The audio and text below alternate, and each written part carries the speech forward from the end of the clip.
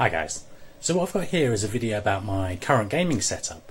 I've been working on it for maybe about a year, gradually adding things and changing things, and it's all based around this ikea hemnes chest of drawers. It stands about 4 foot tall, and then on top of that you see I've got all my kit. So we've got 2 of these JVC TM-A210G 21-inch professional monitors, and then around that I've got all of my consoles. So I had this chest of drawers in the corner of my room, and I was getting into CRTs. So first I picked up it was a Bush CRT that I picked up for free, and that was alright, but it kind of showed me the benefits of having a CRT monitor. That then got replaced with a Sony Trinitron 21-inch television with RGB, and then I ended up getting these JVC monitors. So I picked up 4 of these, 2 of these 21-inch ones you see here, and 2 17-inch ones, and they cost me £80. I sold the 17-inch monitors for more than the £80 that I paid for all 4, and so now I've got these 4 monitors, and we see all my systems dotted around. These monitors are nice. They are professional monitors, but they're not super high-end. They have composite and S-video in, so no RGB here, which is a limitation. But even on S-video, you get a pretty nice picture out of them. And so around it, I've got all of my systems. On the floor, you might have seen initially the PC that I've got. It's an emulation PC. So firstly we've got my Mr. FPGA, so that runs into a Mavster MD2 S-video converter, and then behind that there you see I've got 2 switch boxes, so those are passive S-video switches that work pretty well for my needs. The 2 monitors I've got here are mirrored, so if I'm running a vertical or horizontal game, I'll use the appropriate monitor, but tend not to run 2 different systems on each screen. You see at the top, this is kind of my most recent addition. This is an N64. I had an N64 growing up, and so I kind of missed it, and I got this for a price I couldn't say no. Next to that, we've got my original Xbox. You'll see in the bottom left here, we've got this Executor mod chip. Above that is my Sega Saturn that has a Phantom mod chip, so it can play backups. And you see at the top there's the Action Replay cartridge, so we can play multi-region, as well as it provides the RAM expansion. Next, we've got the Dreamcast. And I know some people will say, well, why is your Dreamcast on its side? And the reason it's on its side is 1, so it fits, and 2, because it's got a GDEMU.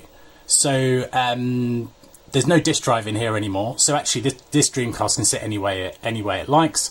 The only thing is to sit it on this side, because at the top there is an air vent. The air goes in the back and out the top. So I put it on this side so we don't have issues with cooling. Next, we've got Nintendo Wii, and on the screen you might have seen Tatsunoko vs Capcom running. Next to that, we've got Xbox 360. Again, that's running on S-video. Down the bottom, we've got a couple of PlayStations. So we've got a PS2 Slim that has an internal hard drive mod that I put in with the connection at the front via USB. And next to that, we've got a PS3 that is been soft modded and running in the expanded hard drive.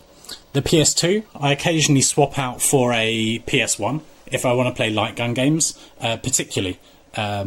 But if I want to play PS1 on original hardware, and so I've got God knows how many systems here, but all hooked up, all selectable by that switch. I also have a cable for running my PSP via S-video, so I can run that on the screens too. But one of the reasons for making this video here today, I've put a couple of monitors on a chest of drawers, big whoop, is what I realised when I had the monitor here with this particular chest of drawers. If I zoom out a little bit, I was like, oh, we've got these. Oh, my gimbal's going a bit funny. Let's try and straighten that up. I've got these drawers that I could pull out. Okay, well, why don't I start putting like an arcade stick on there? Why don't I put some controllers on there? So that's kind of where it goes from just some gaming stuff on a chest of drawers to actually a makeshift arcade cap. So I'll cut here and be back in a second, show you some of my arcade stick and other controller setups that work really nice with the monitors in these positions. Okay, so here we go. So I've got my Dreamcast up and running, and that's running border down. And then in front you can see my arcade sticks. So on the left we've got this PlayStation 2 shell that I've converted into an arcade stick. And then on the right we've got a PlayStation 3 that I converted to an arcade stick. The PS2 is a 6-button 8-way joystick. The PS3 is a 3-button 4-way joystick, so more for classic games. So, you know, on the vertical monitor there, I could be playing Donkey Kong, for example. Both of the joysticks and you know, all of the custom joysticks I build, I tend to run with PlayStation pad hacks, so PS1 pad hacks. And then the nice thing about doing that is that the PS1 can basically be converted to pretty much any system. So the Mister on the left, that has USB ports, so I can get, you know, PS1 to USB connection. For my Dreamcast, if we go up here, the thing that you see plugged in at the front there, that is a Dream connector. So that does Saturn and PS2 and keyboard to Dreamcast. For the original Xbox, I've got PS2 to Xbox. For the Xbox 360, I've got a converter. For the PS2, obviously these things work natively. And the PS3, you can easily do just any PS2 to USB and have it work on the PS3. The PS3 is actually really generous with the sort of number of controllers it supports, certainly compared to the Xbox 360, which is complains a lot more when you plug something that's not designed for the 360. So pretty much for all of my systems where I might want to use an arcade stick, I can hook these ones that I've built up, and the fact that these are made out of consoles, the fact that these drawers are quite deep, actually it sits up at quite a nice height. I've just got a couple of actually kind of CD cases underneath the PS2, and it sits at pretty much the perfect height for the front of the drawer. So this actually works pretty well. So this is kind of the first setup that I think is pretty nice with this makeshift arcade cap. For me, the height is really good for standing at it. As I say, the chest of drawers is something like 4.5 foot tall, and I'm pretty tall. I'm over 6 foot. So for me, it's quite a comfortable height to work at. You know, shorter people, they can stand on a stool. So this is arcade sticks. So let me show another setup. So next up, I've got my setup for a stand-up driving cap. So what I've got here, firstly I've got my original Xbox running. You see the light on the console up there. And then on the shelf, I've got a Logitech Rally something or other, sort of force feedback wheel. It's a decent wheel for the PS2. It's got pedals. You see the cable on the left here running down to some pedals on the floor. That then goes into a PS2 to Xbox adapter here, and up into the original Xbox. And so this setup basically mimics a stand-up driving cap.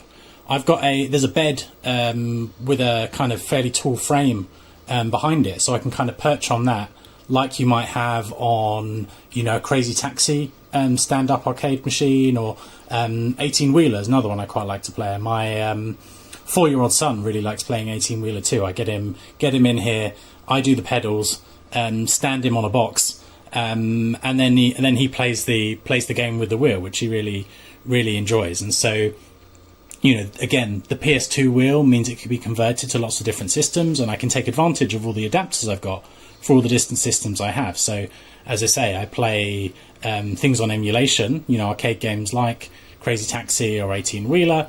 Or here we've got Outrun 2 running on the original Xbox. So, you know, this is an extremely good port, given that the hardware that this ran on originally was basically an original Xbox. So here's setup number 2. Let's move on to setup number 3. Okay, so last setup for today. So here we've got a couple of twin stick controllers. So on the left we've got the Sony analog joystick. I think that's what it's called. Basically, it's the first analog controller that Sony released before the DualShock, or the analog controller, was it? That was the first kind of twin stick controller, twin stick gamepad they released. Before that, they had this. It's a pretty rare item, as you can imagine, and only works on a handful of games, some PS1 games and a small number of PS2 games. But with the right adapter, you can get it to work on a PC and get it to work on other systems as well. And so running on the screen there is my PS2 with Treasures of the Deep on the PS1, one of the games that actually was almost made for this controller, where you've got use those two analog sticks to move around in 3 dimensions. And then on the right, I've got my Sega Saturn twin stick controller. So again, this only works on a handful of Sega Saturn games, but with a Sega Saturn to USB adapter, it can work on many more. And so one of my favourites for this is actually Assault from Namco, the arcade game.